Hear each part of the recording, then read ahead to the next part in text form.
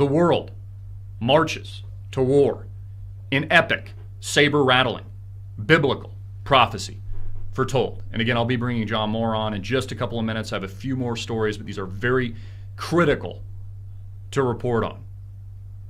World marches to war in epic saber rattling, biblical prophecy foretold. Global leaders rattle their sabers as the world marches towards war. Iran just conducted another provocative missile test. More U.S. troops are being sent to the Middle East. It was just announced that the U.S. military will be sending B-1 and B-52 bombers to South Korea in response to North Korea firing 4 missiles, an intensification of this rhetoric, into the seas near Japan and China, is absolutely livid. And again, we just reported earlier, this was our introducing story, that Japan just sent a major aircraft carrier into the South China Sea. Actions speak louder than words. That a U.S. carrier group just sailed through contested waters in the South China Sea. We have entered a season where leaders all over the globe feel a need to rattle their sabers, and many fear that this could be leading us to war. In particular, Donald Trump is going to be under the microscope in the days ahead as other world leaders test his resolve. Will Trump be able to show that he's tough without going over the edge and starting an actual global conflict? Iran, North Korea, Japan moving show of force, major warship in the South China Sea, Syria, Ukraine, the Russian McCarthyist era witch hunt. So how will Trump respond to this provocation? Really, Chris, are you really telling me World War III is even a possibility? Well, I'm sure people didn't think World War II could happen. I'm sure they ignored the signs. I'm sure, again, all roads lead to Rome. All roads lead to this war, whether or not you're coming from political, economic, spiritual, or biblical perspective. Has the Antichrist presented himself yet? The question is not, is there going to be a world war? It's in your Bible, if you read it. There is not a 0.1% chance that it's not going to happen. Another world war is coming, and it will be the biggest world war ever. According to the Bible, 1 out of 3 people on the earth will die in this war of all wars.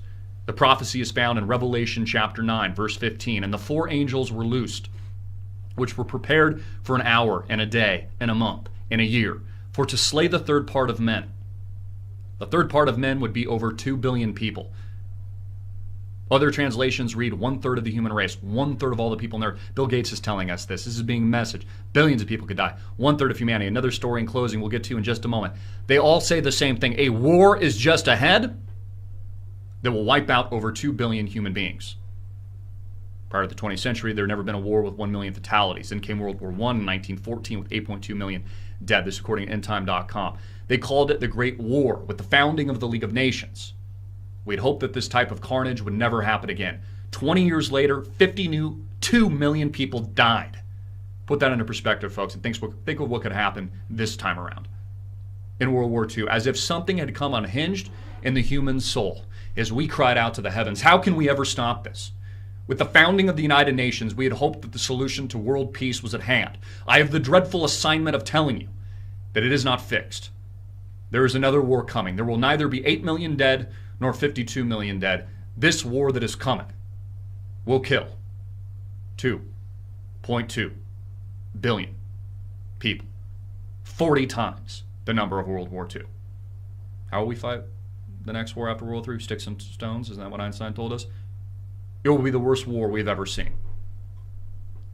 Of course, myself and others can't tell you when exactly this is going to happen, but the Bible tells us where World War III will originate.